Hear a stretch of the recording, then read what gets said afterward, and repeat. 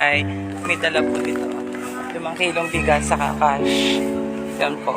May dala po tayo na 5 kilong bigas sa cash. Ngayon po ay meron po tayo ngayon na ispatan na isang senior na nakaupo ho sa upuan. Malungkot po siya. Ay ang gagawin po natin para mawala po yung lungkot niya, bibigyan po natin ng 5 kilong bigas sa cash. Ito po. Yan po. Kaya tutukan natin kung sino siya. Kung sino yung senior. Yan, nakita ko na po siya. Ito po si nanay, nakita ko siya na malungkot siya. Kaya gagawin natin, bibigyan natin siya ng bigas sa cash. Hello po, magandang umaga po. Nakita ko po kayo na kayo pa'y malungkot.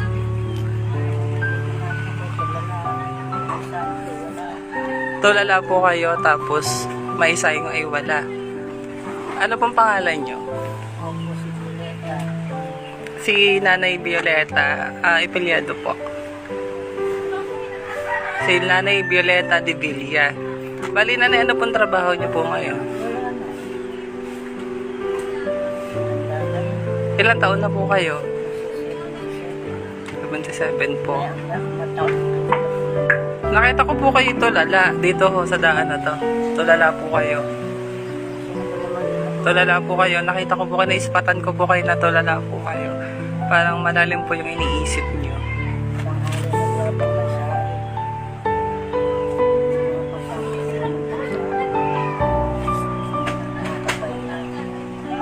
Sige po. Mag-share po kayo ng buhay niyo. Ano po ba yun? Ano po bang problema?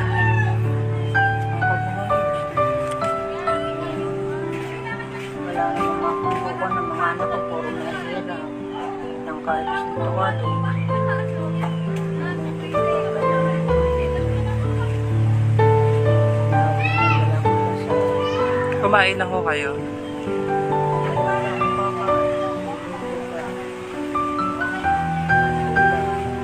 Gulay po.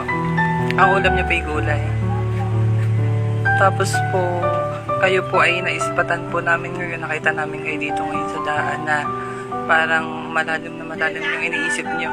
Ang ibig ko po sabihin sa inyo ay ano po yung pwede niyo pong ma-share sa mga tao kagaya niyo po na marami din problemang nangyayari.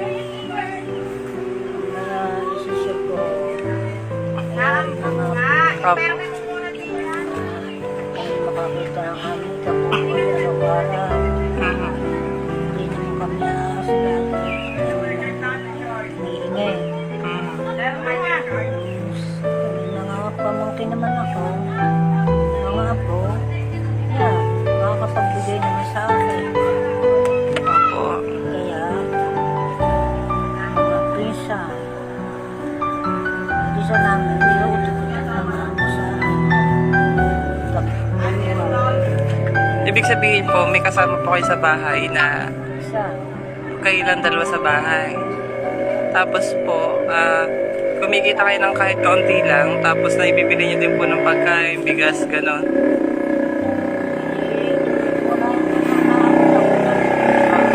Parang naibibili niyo lang hulong bigas, yung kinikita niyong kaunti. May nagpapaimis naman ay nag-iimis. Pag nakakita naman kami, bibili na ng bigas kahit na Naibibili niyo ng bigas sa ulam. Siyempre, mahirap. Siyempre, mahina po ngayon ang ang kinikita nyo sa siyempre, sa mahal na mga bilihin mo. Siyempre, di ba? Kulang pa sa kinikita nyo. Nakakita ka ng 150, 80, bigas mo na pala naman.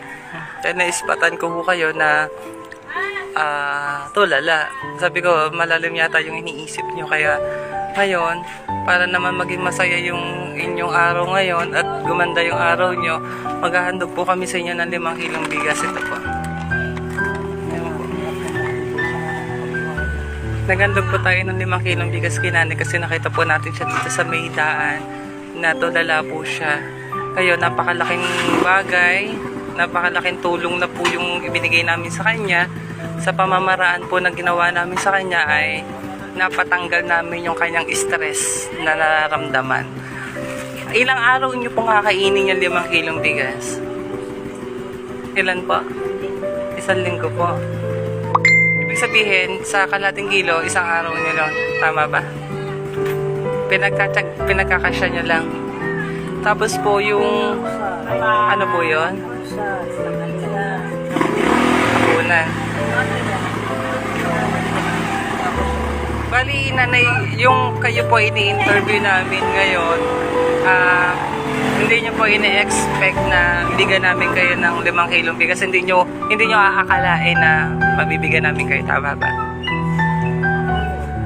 Tapos, Alam na magkakaroon ng grasya kinabukasan. Pero ang nasa isip ko tatanghalay, bukas, wala na isang buwan. iisipin nyo na naman, kaya yun yung pinakamahirap na kagaya nyo na senior na mahirap na iniisip nyo na naman ng kakainin kinabukasan sa siyempreng mahal ng bilihin ngayon. Tama po ba? Hindi na makabili ng masarap na ulam. Nay, kami po'y maghahandog sa inyo ng kahit man lang po pambili po ninyo ng ulam. Bumili po kayo ng isda, lutuin nyo.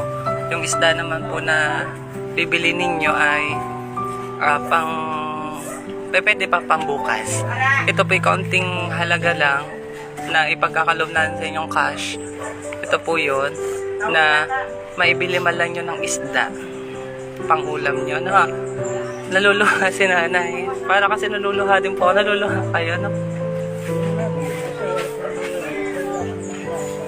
Pero ito pong ginagawa namin ito sa mga nakakapanood po sa inyo ng live ay pagyakap lang po kagaya kay nanay na talagang kitang-kita natin na walang-wala talaga. Nakahabol kasi ni AA. Walang-wala na siyempre kailangan natin na mayakap kayo at mahandugan kahit man lang kaunti. Ano po yung cash na pambili man lang yun ng ulam. Ano po yan po? Sige po, magpasalamat po kayo. Pag pinagpapasalamat sa mga Napalo na nga. Oh, tawag. sa mga sponsor po, sa sponsor. Ng vlog. Ng vlogger po. Ng vlogger po. Sana po ay tuloy-tuloy naman din sa mga tao. Maraming pong salamat. Sana po tapos mabaya kayo ng Panginoon. Sa lahat po na nanonood ngayon ng aming live, itong live pong ito ay ang aming pong pinipili ay talagang lubos na nangangailangan yung mga nasa daan na talagang malalim ang hinuhugot na problema. Ngayon po, nagkakaroon po kami ng tibay at lakas sa loob bilang vlogger na magaya niya na ini-interview namin kayo, nakikita namin talaga yung tunay na kalagayan na inyong nararanasan ngayon. Mahirap ang buhay, mahal ang bilihin, maraming problema. Ano po? Kaya ngayon po, bilang isang vlogger po ng lalawigan ng Batangas, ang pinagkaloob po namin sa inyong bigas at konting cash na pambiling ulam ay napakalaking bagay na para sa inyong kagaya ninyo. Ano po? Last pong masasabi ninyo sa amin at sa mga nanonood po ngayon, tibayan po nila loob nila. Kayo po ay huwag kayong malungkot at magdadating din sa inyong biyaya. Kanyo ako. Hindi pa nakakakain ng hapunan.